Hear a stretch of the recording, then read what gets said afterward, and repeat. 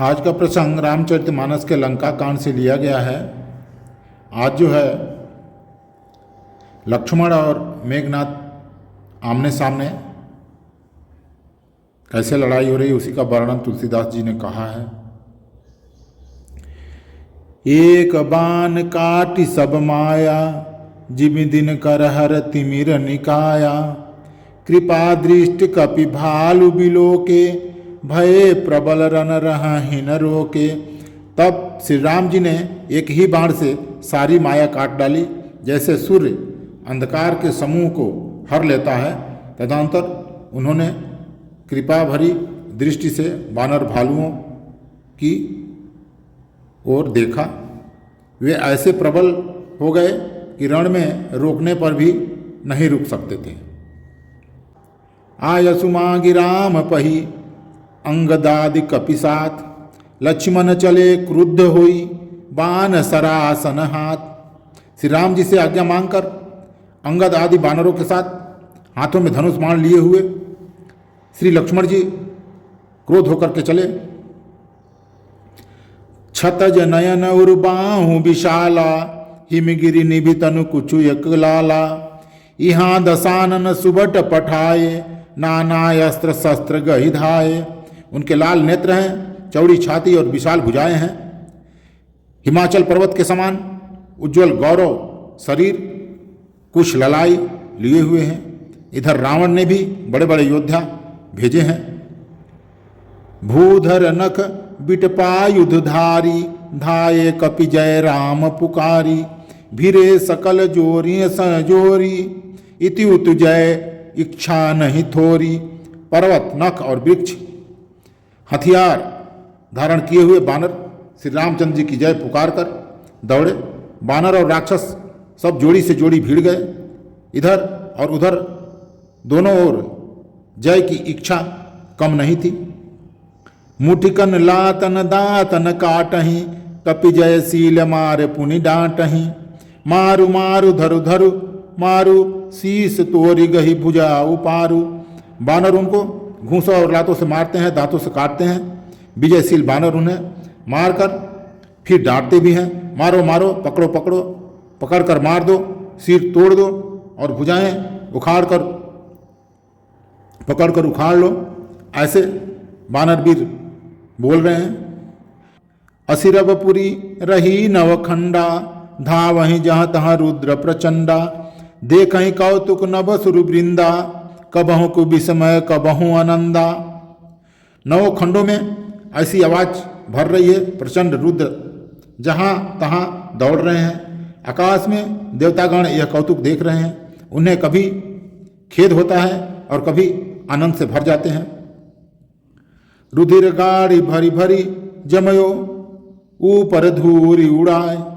जनु अंगार रासिन पर, मृतक धूप जिह छाए।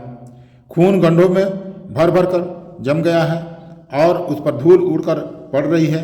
वह दृश्य ऐसा है मानो अंगारों के ढेरों पर राख छा रही हो।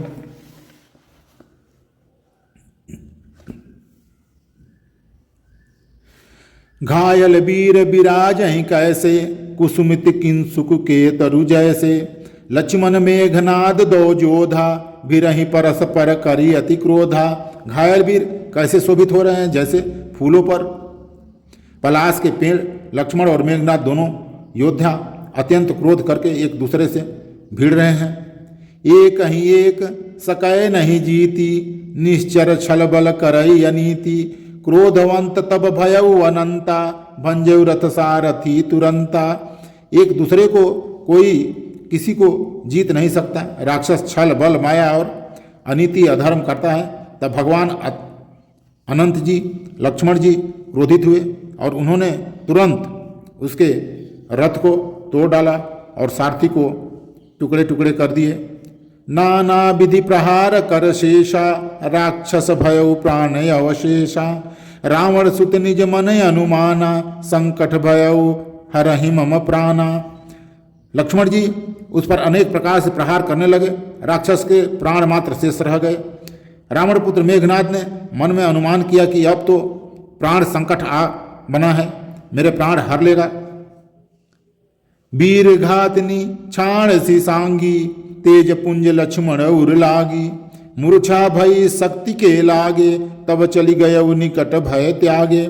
तब उसने वीर घातनी शक्ति चलाई, वह तेज पूर्ण शक्ति लक्ष्मण जी की छाती में लगी। शक्ति के लगने से उन्हें मूर्छा आ गई। तब मेघनाथ भय छोड़कर उनके पास चला गया। सो तुम जानहु अंतरयामी, पुरवहु मोर मनोरथ स्वामी। मेघनाद समकोटि सत, जो धार है उठाए। जगदाधार शेष किमी, उठे चले खिसियाए। मेघनाथ के समान 100 करोड़ों योद्धा उन्हें उठा रहे हैं, परंतु जगत के आधार श्री शेष जी के अवतार श्री लक्ष्मण जी उनसे कैसे उठते। तब वे लजा कर चले गए। सुन गिरिजा क्रोधान लजासु, जा रही भुवन चारि दशयासु। सक संग्राम जीत को ताही, से वहीं सुर नर अग जग जाही। शिव जी कहते हैं, हे गिरिजे सुनो, प्रलय काल में जिन शेषनाग के क्रोध की अग्नि 14 भुवन को तुरंत ही जला डालती है, और देवता मनुष्य तथा समस्त चराचर जीव जिनकी सेवा करते हैं, उनको संग्राम में कौन जीत सकता है। यह कौतूहल जानिए सोई, जा पर कृपा राम के होई। संध्या भई फिरी दो बाहनी, लगे संहारन निज निज अनी। इस लीला को वही जान सकते हैं जिस पर श्री रामचंद्र जी की कृपा हो। संध्या होने पर दोनों ओर की सेनाएं लौट पड़ी।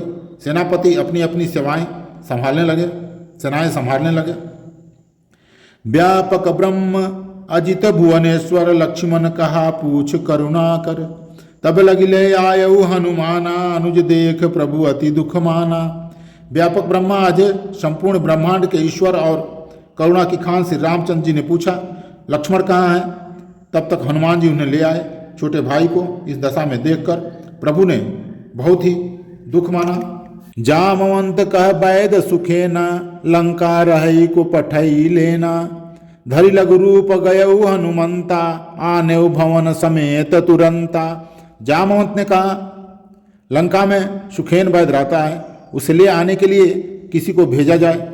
हनुमान जी छोटा रूप धारण कर गए और सुखेन को उसके घर समेत तुरंत ही उठा लाए।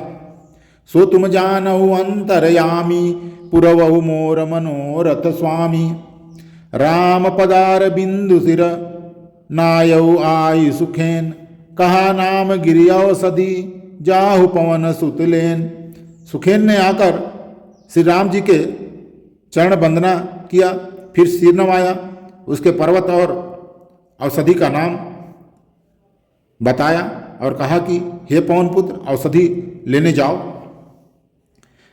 तो हनुमान जी रामचरण सरसिज उर राखी, चला प्रभंजन सुत बल भाखी। जहाँ दूत एक मरमु जनावा, रावण काल नेम गृह आवा।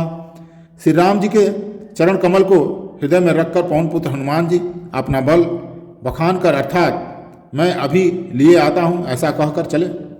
उधर एक गुप्तचर ने रावण को यह रहस्य की खबर दी। तब रावण ने काल नेमी को के घर गया। दसमुख कहा मर मुझे सूना, पुनि पुनि काल नेम सिर धूना। देखत तुम्हि नगर जेहि यारा, तासु पंथ करो कनहारा।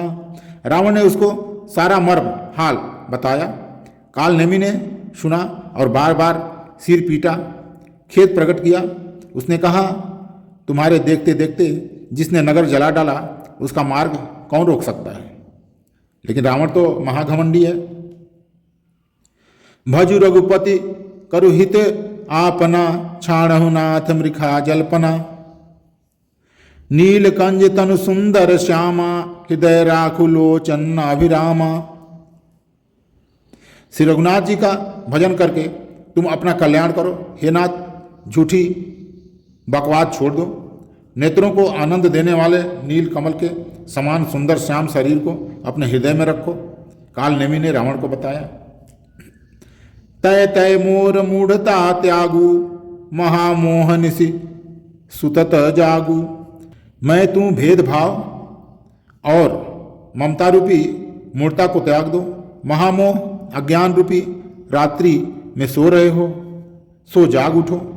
जो काल रूपी सर्प का भी भक्षक है, वही स्वप्न में भी वह रण में जीता जा सकता है, ऐसा कोई सोच भी सकता है। रावण को कालनेमी ने यह सब बताया। सुनि दस कंठ ऋषानयति, तेहि मन किन्न विचार, रामदूत कर मरो बरु, यह खल रत मल भार। उसकी ये बातें सुनकर रावण बहुत ही क्रोधित हुआ। तब कालनेमी ने अपने विचार किया, मन में विचार किया कि इसके हाथ से मरने से तो ठीक है, श्री रघुनाथ जी के दूत के हाथों मरूं। अस कही चला रजसी मग माया, सरमंदर वर बाग बनाया, मारुत सुत देखा सुभयाश्रम, मुनि बूझी जल पियो जाई श्रम। वह मन ही मन ऐसा कहकर चला और उसने मार्ग में माया रची, तालाब, मंदिर, सुंदर बाग बनाया।